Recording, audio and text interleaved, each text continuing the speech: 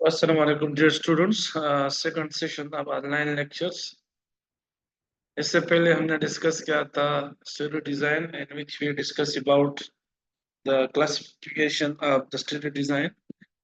Then we discuss objectives of the studio design. यानी objective के base पर हम किस तरह जो है different studies classify कर सकते हैं. हमने ये भी डिस्कस किया था कि हर एक स्टूडियो डिजाइन की क्या क्या objectives यानी हम क्रॉस सेक्शनल है, कोहॉर्ट है, केस कंट्रोल है, ये हम कब यूज करेंगे. हमने हर एक स्टडी डिजाइन की एडवांटेज एंड डिसएडवांटेजेस भी डिस्कस की थी.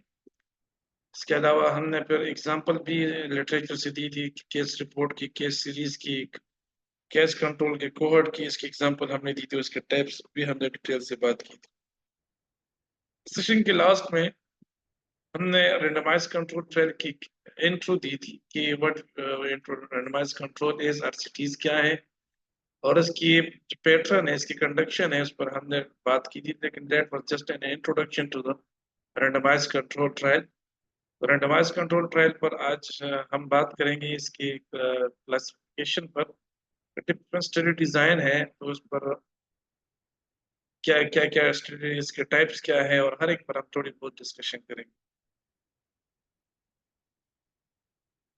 तो इस लेक्चर में हम आरसीटीज की जो जनरल कंसेप्ट से जो प्रिंसिपल्स उस पर बात करेंगे और फिर डिटेल से आरसीटी की रैंडमाइज्ड कंट्रोल ट्रायल के हम टाइप्स पर बात करेंगे. मुख्तलिफ किस्म की बाइसेस हो सकती है आरसीटी में, तो जो कॉमनली मोस्ट कॉमनली होते हैं उस पर हम बात करेंगे. लास्ट में हम like the other study design we will talk about the advantages and the disadvantage और the limitation of the RCT. की प्रिंसिपल में ये है कि ये इसकी जो इवोल्यूशन हो गई है जहाँ से ये आए हैं, that is the pharmacological and medical professions. But nowadays, these RCTs they can abundantly they are conducting in the rehabilitation sciences. Randomization, a word which is present there in the RCT. So what does the randomization mean?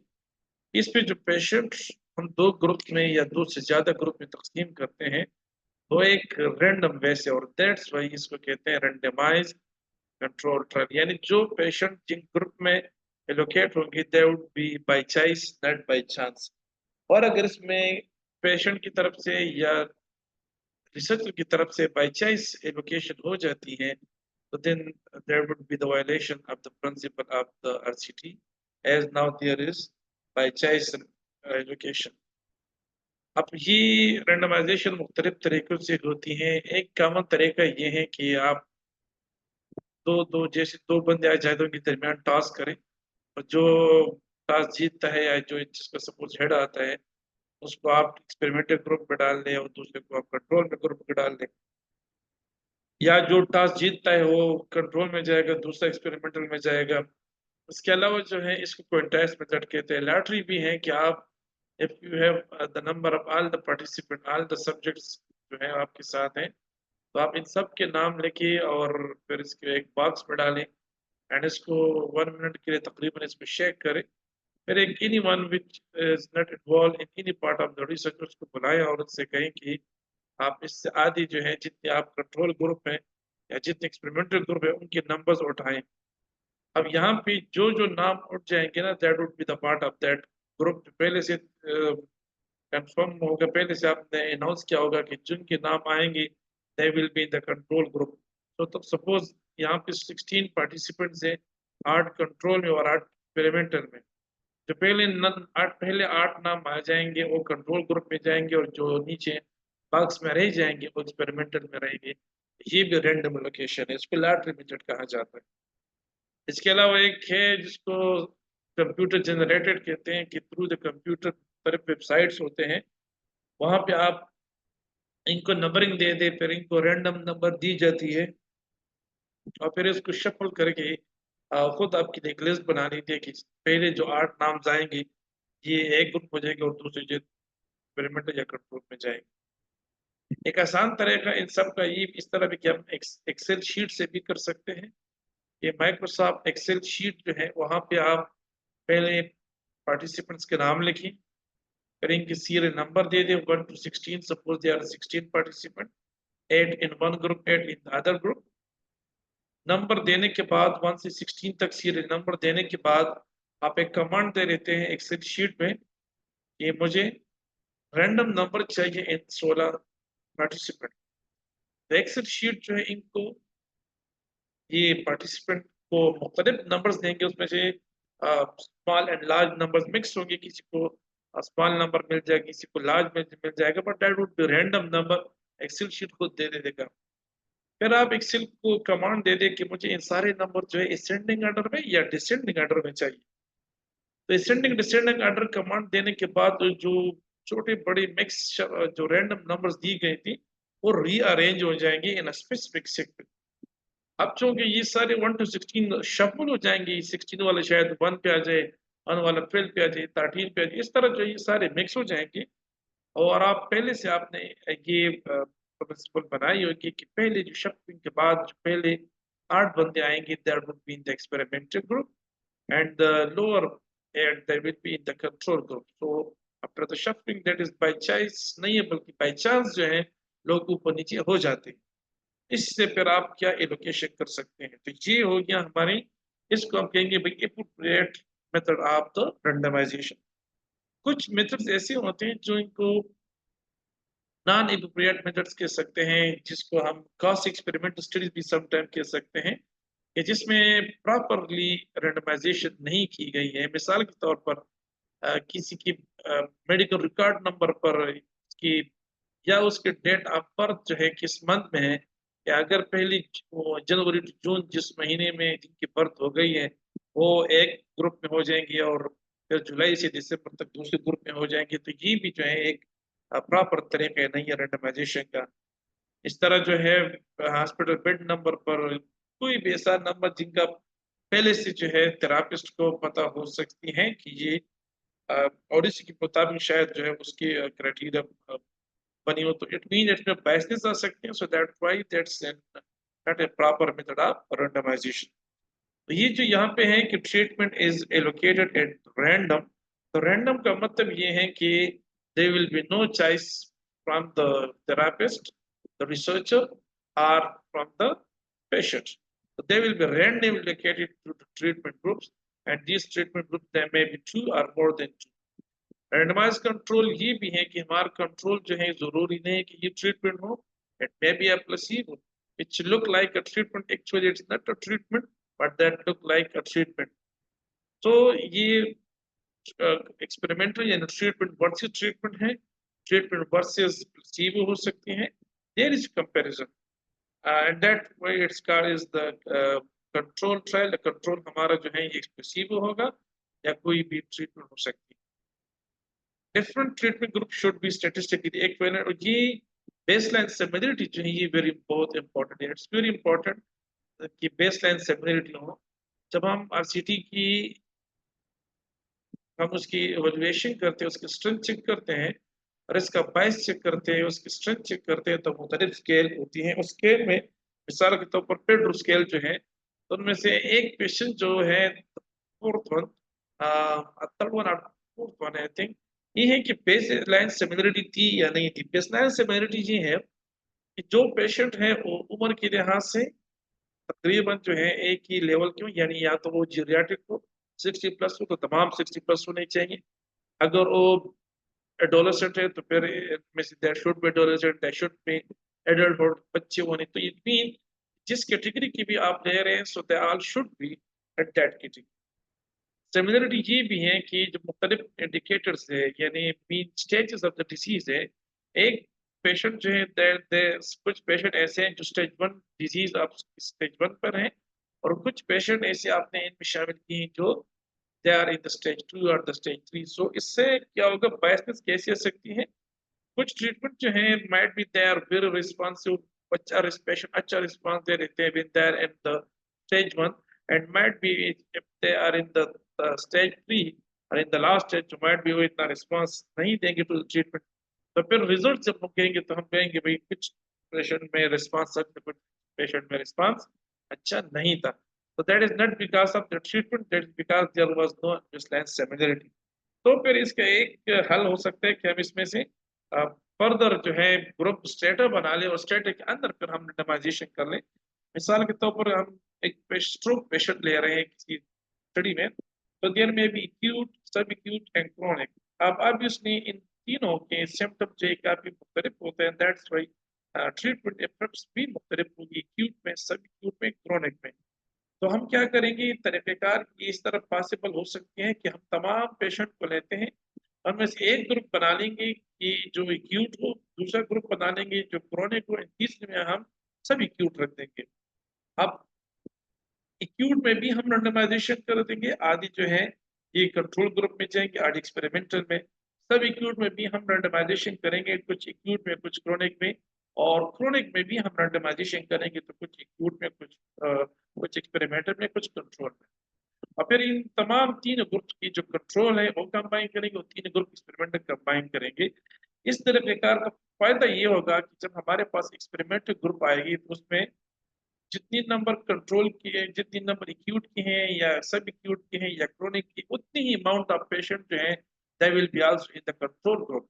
तो it mean जब दोनों group की हम comparison करेंगे so there will be no bias comparison. तो ये जो है मुख्तलिफ तरीके फिर हम कर सकते हैं विच वी कार्ड एज हम दोबारा से ब्लॉक रेंडमाइजेशन वर्ड इसके लिए यूज हो सकती है। तो ये कि जितनी भी ये पार्टिसिपेंट हैं in both the group they should be statistically equivalent, they should be equivalent on the according to the stages of the disease, and other demographically they should be equal. Aim to establish average efficacy of the treatment में हमारा aim ये होता है कि हम इस efficacy of the treatment जो है ये establish करें, that how much it is either it should be used in the clinic or not. Findings will tell us about the efficacy of that group. Aim to detect side effects associated with treatment, ये भी अक्सर एक अक्सर बायस ये होती है कि जब रिसर्च कंप्लीट हो जाती है but there is no report of the adverse effect or serious adverse effect or side effects.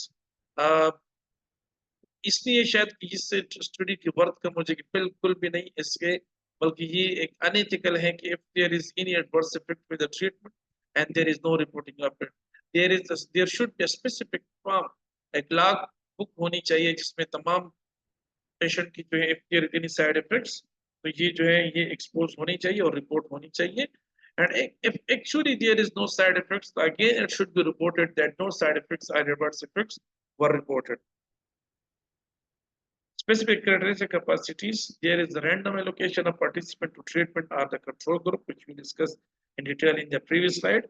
Both groups that followed for a specified period, there may be 1 week if there is short-term effects, and if there may be up to 3 or 4 weeks if there is intermediate effects, and then after the treatment long follow-up 6 months 1 year भी जो है हो सकती है। Group analyze in terms of the outcome defined in the onset at the outset. Start study की शुरू में हम कुछ आउटकम्स की भाई एक्सपेक्टेड आउटकम्स हमारे क्या होंगे, जब हम ये पी को जो है उसके मुताबिक जब अपना रिसर्च क्वेश्चन बनाते हैं तो वहाँ का जो वो है पी को में that is about our outcome, तो वहाँ पर हम पहले से अपने clearly and explicitly will explain and will elaborate that what outcome will be. और दो उस आउटकम के लिए फिर दोनों ट्रीटमेंट की जो है देनी चाहिए। Suppose pain is our outcome, so दोनों ट्रीटमेंट की फिर देनी चाहिए कि what is their impact on the patient pain intensity, there is a focus on the control of bias. And ये अगर हम नहीं करेंगे तो ऑब्वियसली इसका नुकसान हमारे रिजल्ट्स पर होगा कि और रिजल्ट्स में भी biased, that's why we have to try to control our confounders, जो थर्ड हिडन वेरिएबल है उसको कंट्रोल करना चाहिए। And if there is identification of any confounder, so not only we have to control it, but we also have to report it as well. And other biases, we should try to control all other biases as well. So these are some of the examples of the major sources of the bias in the clinical research. These biases can be divided in the 3 categories. This is pre-trial bias, the during the trial bias, and the post-trial bias. जो study से पहले जो हमारे जब हम planning करते हैं, जब हमें वहां पे पूरी अभी शुरू हम नहीं, लेकिन अभी हम प्रोटोकॉल लेकर रहे हैं, वहाँ पे हम प्लानिंग करें तो वहाँ पे हमारे से कुछ बायस हो सकती हैं, and that is the selection bias when we are recruiting the participants। तो वहाँ पे suppose we don't have the baseline similarity, या हम जो हमने स्ट्रिक्टली जो है randomization के जो रूल्स है, जो प्रिंसिपल उसके मुताबिक हमने रिक्रूटमेंट नहीं की है, या जो इंक्लूजन एक्सक्लूजन क्राइटेरिया है उससे हमने रिलैक्सेशन शो की है, किसी भी सूरत में अगर if there is some violation of the in the selection criteria or in the recruitment criteria, so that will be collectively known as the selection bias. Similarly, may have a wrong study design for our that study, as we discussed in the previous session, that every study design have their own objective, and if depend on the question, and what is our question, and as there are different answer to the different questions, so that's why there are different solution to the different problem, and that's why on the basis of the objective, we will select that which design is more appropriate to answer and to solve this problem. तो chain running बाइस की तमाम जो है ये हमारी जो है ड्यूरिंग द ट्रायल जो है हो सकती है, ड्यूरिंग द ट्रायल प्लानिंग जो है हो सकती है। फिर ट्रायल शुरू हो जाती है, तो ट्रायल के दौरान जो है देयर में भी ड्यूरिंग द हिस्ट्री टेकिंग जो है हमारे यहाँ पे हो सकती है, रिपोर्टिंग बाइस सबसे हो सकती है, विच इज इंटरव्यूअर बाइस भी हम इसको कह सकते हैं। ये इंटेंशनली भी है या नॉन इंटेंशनली, दोनों जो है नहीं होनी चाहिए, both can be called as the bias. ये नहीं कि भाई सिर्फ जो इंटेंशनली होगी that would be our bias, no, unintentionally भी जो है if there is wrong reporting of someone in during the subjective or objective examination, that would be called as the reporting bias. Chronology bias, if we are failed to explain the events in a specific sequence and the actual sequence and the basis of their occurrence, so again that would be called as the chronology bias. Recall bias, if we are asking the question from the participant and they have to recall, they have to answer the question from the past, and if they don't remember all the things, so obviously they will just make some answers from their own, they will just make the words at that time, so that would be called as the recall, because they are not remembering each and everything, so that's why they will be biasing in their answer, and that is called as the recall bias, because they can't remember each and everything in the past clearly and exactly. Transfer bias, that may be in the basis of when we are transferring the data, we are going to provide some treatment to the patient. In all those cases, they can be an example of the transfer bias. Misclassification of the exposure or outcome, and the performance bias, if we are have wrong procedure, if we suppose there is some treatment which is given to the patient, we have some wrong technique, or if we are against the procedure, जो protocol हमने बनाई है उस protocol की violation अगर हम कर रहे हैं, again that would be performance bias हो सकती है। या कोई स्पेशल टेस्ट है और उस स्पेशल टेस्ट जो है उसकी जो प्रोसीजर होती है या पेशेंट की पोजीशन होती है वो सही तरीके से नहीं है, तो that will called as the performance bias. Citation bias and the confirming को तो हमने एक्सप्लेन कर दिया है। साइटेशन बायस भी when we are citing our statements in during the thesis writing, here in article manuscript writing. So again, that would call as the citation bias. So हमारी कोशिश यही होनी चाहिए कि जितने हम इनको कंट्रोल कर सकते हैं, we have to control them. So there were some examples of the major source of bias in the clinical research. These are the different types of RCTs on the basis of type of intervention, how the participants are exposed to the intervention, and the number of participants, how the intervention is assessed, and on the preference time. So that can be explanatory and pragmatic, case and effectiveness trial, and phases of the trial, they are the base of intervention. So we are going to discuss each and every one individually in the upcoming slide. These are the different phases of the research studies. There is a preclinical phase, there is Europe phase, phase 1, phase 2, phase 3, and phase 4. Okay. अब यहाँ पे जो pre clinical होती हैं usually ये research होती है, ये व्यू होती हैं, they are not in the white, ये यहाँ पे मतलब एक नोवेल शीट बना जाती हैं। सबसे पहले जो है इसको मिनिमस की जाती है, ताकि इसके एनिमल में क्या रिस्पॉन्स आती है। स्पेसिफिकली वाइट रेड जो है ये कॉमन यूज होती है। और फिर इस ड्रग की, इस मेडिसिन की जब रिपोर्ट, सेटिस्फैक्टरी रिपोर्ट आ जाते हैं, उसके बाद जो है हम इसकी ह्यूमन पर लेके आएंगे। And if they have unsatisfactory report, or I mean they have some serious side effects or adverse effects, so then they can be used on the human. So this is just the experimentation should be on the non-human subject, mean on the animals. That can be the rabbit, that can be the any animal, and more specifically they are used, the white rats are used for testing a drug on the in non-human subjects together efficacy, toxicity, and the pharmacokinetic information. Those जो है, this is unrestricted, and the patient monitor जो है ये that will be scientific research, so जो lab researcher होगा, and that's why that is in the view only, that will be not in the white. And then the phase zero जो है, this is after the animal, जब animal पे हम study करते हैं तो उसके बाद जो है उसकी फार्माकोकाइनेटिक्स या दूसरी प्रॉपर्टीज जो है ये फिर देखे जाते हैं।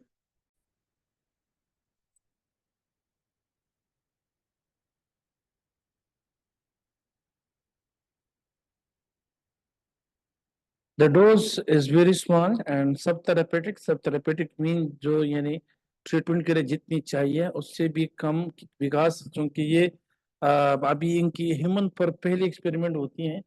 So the researchers that don't know about its reaction on the humans, so that's why they are just giving the small amount। और ऑब्जेक्टिव भी हमारा ट्रीटमेंट नहीं है। ऑब्जेक्टिव जो है, क्योंकि यहाँ पर है कि इस ड्रग की जो बायोअवेलेबिलिटी है या इसकी हाफ लाइफ है या इसकी जो ओवरऑल फार्माकोकाइनेटिक्स है, ये मालूम करना है। तो उसके लिए फिर जो है थेरापेटिक डोज देने की जरूरत नहीं है, इसलिए इस फेज में जो है सब थेरापेटिक डोज दी जा।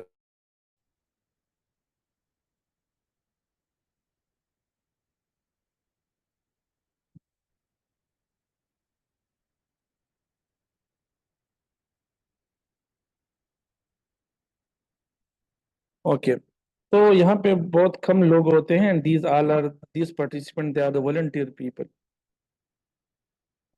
इसके बाद जो है एक नेक्स्ट फेज वन में ये होता है कि अब इसके डोज रेंजिंग की डिसीजन लिया जाता है कि how much dose that would be necessary. तो यहाँ पे अगेन जो है सब थेरेपेटिक डोज दी जाते हैं, क्योंकि they are going start from the lower dose, और फिर जाके जो है जितना टॉलरेंस उनको आ जाता है ये जो है फिर उसके मुताबिक उनकी एस्टेब्लिशमेंट होती है डोज की। Clinical researcher will be the monitor, and अमूमन क्योंकि यहाँ पर अगर सेटिस्फैक्टरी रिपोर्ट आ जाती है तो फिर जो है यहाँ पे थोड़ी सी ज़्यादा लोगों को and mostly normal healthy volunteers की इट मीन कि कितना रिस्पांस जो ये टॉलरेंस हो सकती है। तो they are starting with a very small dose, and 220 to 100 normal healthy volunteers जो है there may be the participant in this phase, and the success rate is almost 70%, because if it is uh, just like the principle of the RCT, it is the clinical phase हो चुकी हैं, phase 0 हो चुकी हैं, और अब यहाँ पर अगर satisfactory रिपोर्ट आ रही है तो then there will be 70% तक जो है इसकी अप्रोक्सीमेटली, ऊपर नीचे कुछ हो सकती है, बट एवरेज औसतन जो है यहाँ पे 70-80% सक्सेस रेट होती है। और यहाँ पे इस चीज़ की फिर डिसीजन लिया जाता है कि इधर ड्रग जो है ये एफिकेसी की जितना डोज जरूरी होता है उसके लिए ये सेफ है या नहीं है। फिर फेज 2 में यहाँ पे लोग थोड़ी सी ज़्यादा ली जाती है, और पहली बार यहाँ पर पेशेंट जो है ये शामिल हो जाते हैं। दैट्स वाई 35%, 33% तक, यानी 1/3 जो है ये हो जाती है सक्सेस रेट। यहाँ पे चूंकि हेल्दी पीपल होते हैं, यहाँ पे डिजीज पे पेशेंट आ जाते हैं, तो दैट्स वाई यहाँ पे इनको थेरेपेटिक डोज दी जाएगी, और फिर देखा जाएगा इनकी कोई एडवर्स इफेक्ट तो नहीं हो रही है, या कोई इस तरह जो है दूसरी जो इसकी इफेक्ट्स फिर देखेंगे बहुत the long term and short term and long term. Phase 3 में जो है ये इसकी एफिकेसी को फर्दर चेक करने के लिए और इसकी सेफ्टी के बारे में कराई जाती हैं, और थेरेपेटिक डोज जाती है। थोड़े से लोगों का जो दायरा है ज़्यादा किया जाता है, 3000 तक पेशेंट जो है इसमें शामिल हो सकते हैं विद स्पेसिफिक डिजीज। और फिर लेकिन इसकी चूंकि लोग ज़्यादा हो जाते हैं, so that's why basic rate जो है उसकी थोड़ा सा कम हो जाएगा। ये रेंज। और फिर लास्ट पोस्ट मार्केटिंग सर्वाइलेंस है, मार्केट में मेडिसिन और that drugs will be available. और फिर भी उसकी जो है फॉलोअप की जाएगी कि अब अगर ये बहुत बड़े पैमाने पर अगर स्टडी ये ड्रग यूज हो रही है, इसके लॉन्ग फॉलोअप पे इसके साइड इफेक्ट्स आ रहे हैं, तो फिर उस मेडिसिन को मार्केट से उठाया जाता है, ब्लॉक किया जाता है, बैन किया जाता है।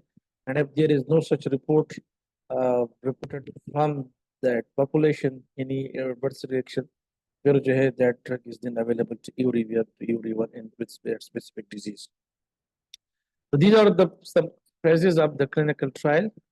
The important thing is how many people there are in each phase. So 10 people in the phase 0, 20 to 100, and the phase 100 to 300, 20 to 100, and phase 100 to 300, and phase 2, and 300 to 3000, and phase 3, and large general population in the phase. Now, what is the difference between explanatory and the pragmatic trial? Explanatory trial जो है, जब ये इसको design किया जाता है तो इसकी जो इंक्लूजन एक्सक्लूजन क्राइटेरिया ये बहुत स्ट्रिक्ट है, बहुत स्पेसिफिक। यानी उसमें नैरो जो है रिलैक्सेशन भी नहीं दी जाती, और अमूमन जो है इसका जो कंट्रोल होता है एक प्लेसीबो होता है। इस तरह प्रेगमेटिक ट्रायल जो है ये इसमें ये रियल लाइफ उसमें हो की जाती है पेशेंट पर। और प्रेगमेटिक में जो इंक्लूजन एक्सक्लूजन क्राइटेरिया है वो थोड़ी सी जो है उस उतना जो है स्ट्रिक्ट थोड़ा सा वाइडर रखा जाता है।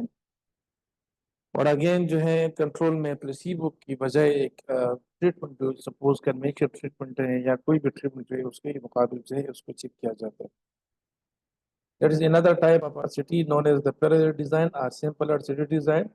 यहाँ पे पेशेंट सैंपल की रिक्रूटमेंट होगी, सैंपल सिलेक्शन होगी, फिर उस जब इनकी सैंपलिंग रोज कंप्लीट हो जाती है, they are recruited, where they will be divided into two groups and the participant will be allocated to each group randomly, and इसको फिर दोनों को ट्रीटमेंट मिलेंगे and they will be checked for their treatment at some time, and then the pre and post in each group will be determined, and उसके बाद दोनों में comparison की जाएगी that which treatment is what.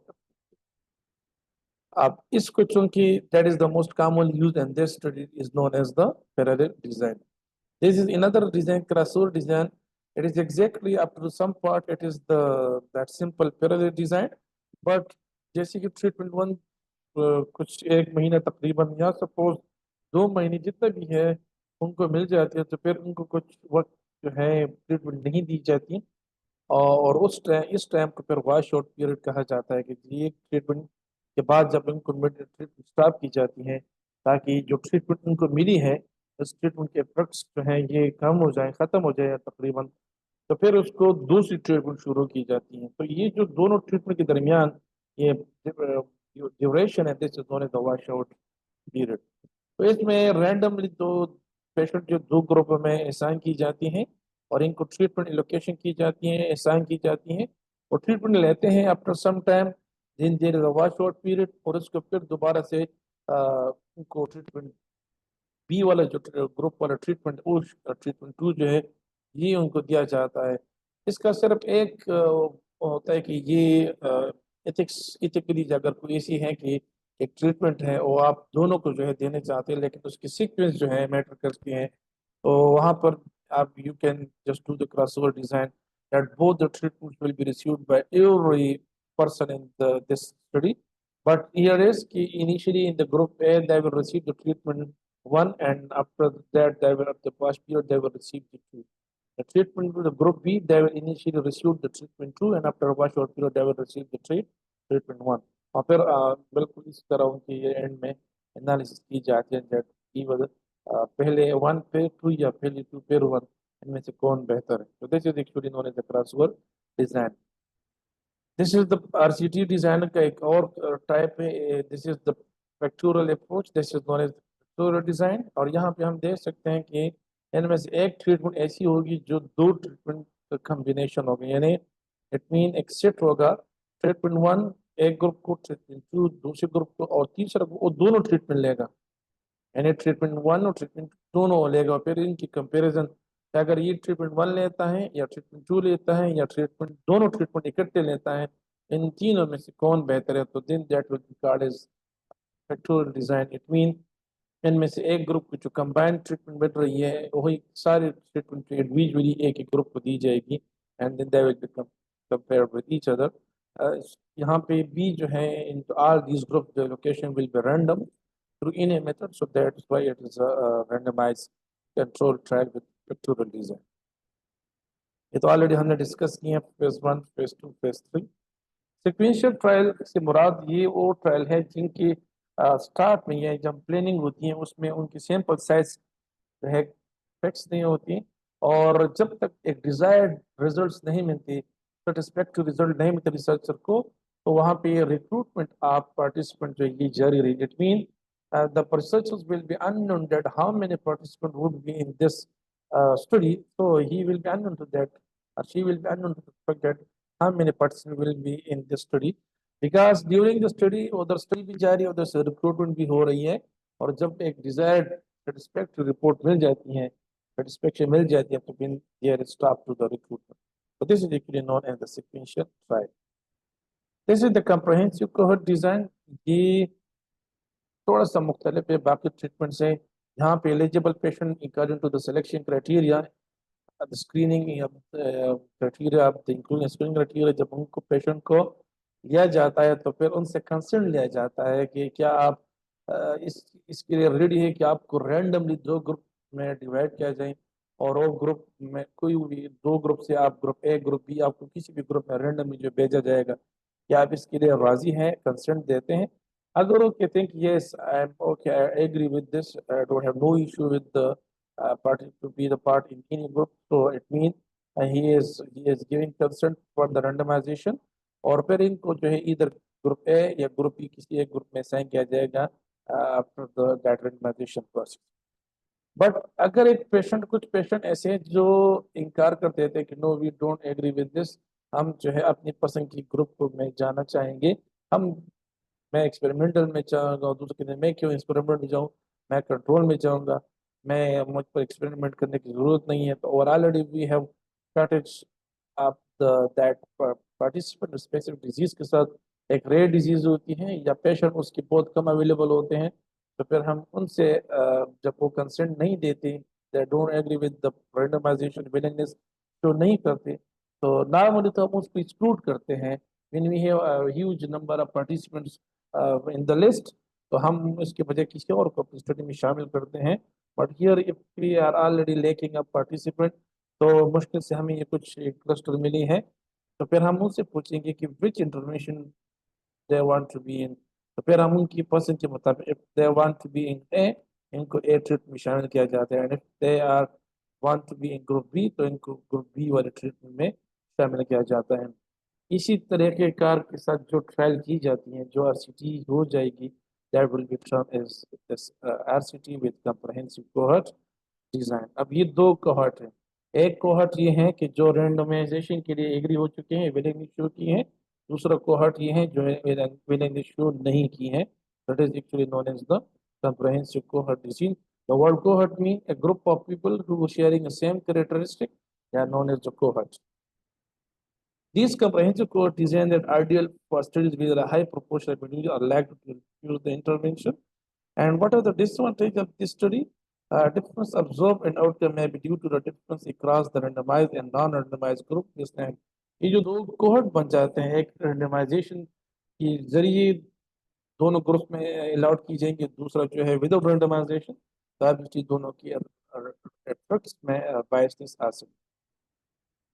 अब blinding के लिहाज से स्टडी में भी single blind study, double blind study और triple blind study. Single blind study either the researcher or the patient that does not know about the detail of the treatment, specifically in that case which treatment is the control and which is the experimental, उनके बारे में उनको नहीं पता detail, so that is actually known as, या अगर blind researchers मिसाल ये है, if there is a group of researchers, one is the primary investigator, the other are the secondary investigators or the therapist, तो अगर इनमें से पेशेंट को तो पता है लेकिन थेरापिस्ट को कुछ, या असेसर को मोस्टली इम्पोर्टेंटली असेसर के लिए ये प्लान होना बहुत जरूरी है कि जब वो असेसमेंट करता है बिफोर एंड आफ्टर, तो उनको ये नहीं पता कि इस पेशेंट ने कौन सी ट्रीटमेंट ली है, इधर इसने ट्रीटमेंट ए लिया, ट्रीटमेंट बी लिए हैं, या और ट्रीटमेंट ए वाज एक्सपेरिमेंटल और ट्रीटमेंट बी वाज एक्सपेरिमेंटल, तो तब हम इसको, या पेशेंट को अगर हम ये शो नहीं करते तो that will be called as a single blind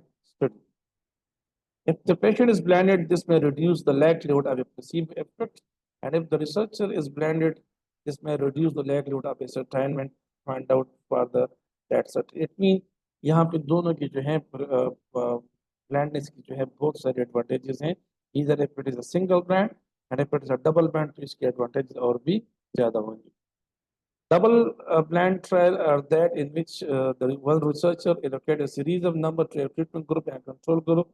The second research is told the numbers but not what they have been allocated to. It means researchers भी जो है इनको नहीं पता, और साथ साथ जो पेशेंट है उसको भी नहीं बताया जाता कि उसको कौन सी ट्रीटमेंट रिसीव की जाएगी, उसमें से एक्सपेरिमेंटल रिसीव होगी कि उनको कंट्रोल होगी. So that university that would be called as a double blind trial. यहाँ पे टू जो है कोहर्ट है, ये जो researcher and the patient that don't will be unaware of the that experiment or control nature of the treatment. That way that we call as the double blind trial, and again reduce the likelihood of placebo effect. कुछ biases हो सकते, triple blind भी हो सकते हैं. Triple blind ये होगा कि हम असेसर जो है या थेरापिस्ट जो है उसको ब्लाइंड करें, तो फिर इट विल बी, अगर पेशेंट भी ब्लाइंड है, जो रिसर्चर है सेकेंडरी रिसर्चर वो भी ब्लाइंड है, प्लस थेरापिस्ट या असिस्टर इनमें से एक ब्लाइंड है, तो दिन, और अगर रिसर्चर्स को ब्लाइंड नहीं रह सकते because they all would be working together in the planning and every present stage of the study. तो अगर पेशेंट ब्लाइंड है, असिस्टर भी ब्लाइंड है और थेरापिस्ट भी ब्लाइंड है, तो इन तीनों को ब्लाइंड करने के बाद the study will be called as the triple blind RCT. और अगर एक ट्रायल ऐसी है कि जिसमें कोई भी ब्लाइंड नहीं है, everybody is known to the details of the treatment about the which one is the experimental and which is the control, if they are already known to the detail, so such study trial will be called as the open label trial. It means the study without blinding of anyone, that would be called as the open label trial.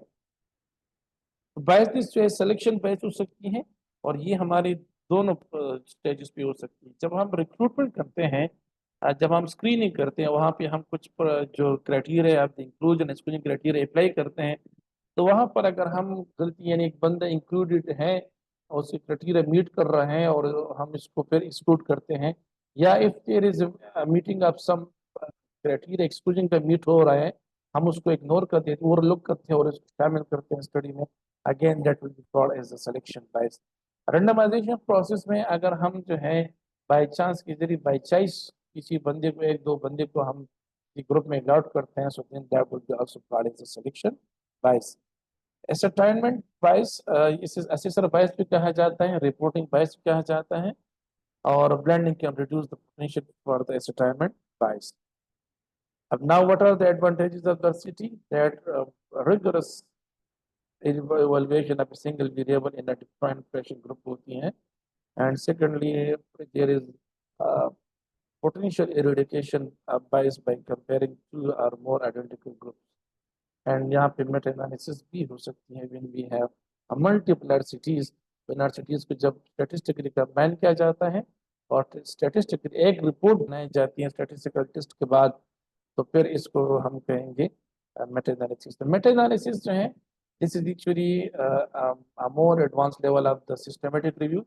And systematic review, we just describe the available studies, we describe their methodologies, we describe the result, we describe the common outcome measure used, we describe the demographics, but we, in simple systematic review, we don't compare the results. कोई analysis नहीं होती, कोई statistical test apply नहीं होती, कोई statistical analysis software use नहीं होती, जबकि मेटा एनालिसिस में फिर यूज की जा सकती है. The most commonly software used for the meta-analysis is the reviewing manager or the review man. इसके अलावा comprehensive meta-analysis है, बहुत सारे और सॉफ्टवेयर है जो which can be used for the conduction of meta-analysis.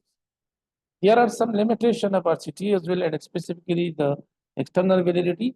External validity mean कि जो पेशेंट हमने इस अपने ग्रुप में ली है और इनके फाइंडिंग इस पर आ जाते हैं, तो क्या अगर वही ट्रीटमेंट हम सेम पॉपुलेशन किसी और जगह पे एज अ क्लिनिशियन हम यूज करें तो क्या सेम रिपोर्ट आ जाएंगे.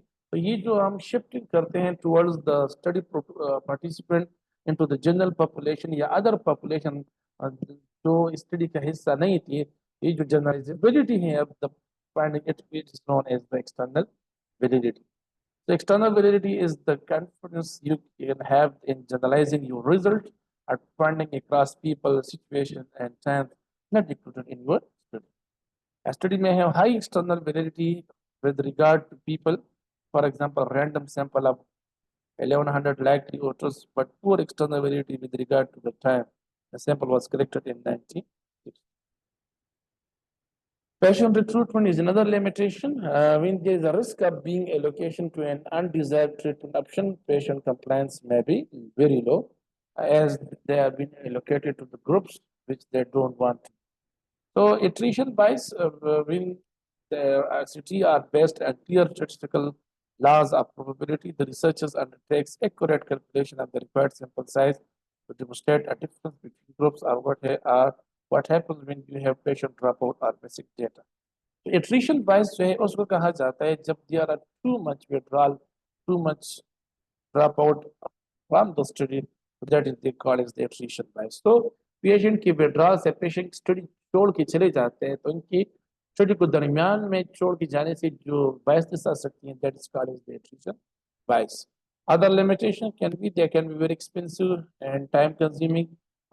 How they can be expensive? If suppose you are using a treatment option and that treatment device is very expensive, or the material which are used here they are expensive and time consuming as well because we have to give session and session and session, so that may take time as well. So obviously they both are the time consuming and the money consuming. Often have two patient are too short follow period. If suppose someone is trying to assess the short of effects of the treatment, so usually in the treatment session there are 2 or 3 and the follow-up is just 2 or 3 weeks or even 2 weeks only. That is again a very short period. If someone is conducting a study and there are only 5 participants, so that's very less in a group. So again, they may cause some problem. So, and what will be the problem might be the changes in the participant there may be by chance. So it will reduce the external validity. So to increase the external validity, we may have a high number of participants in each group. Upon imperfect randomization, as we discussed earlier, randomization can be proper randomization and non-proper improper randomization. And if there is not proper randomization in the study, again, it may create some bias. Often not all eligible patients are randomized. That was the end of the randomized control trial. The advantages and limitation of the RCT.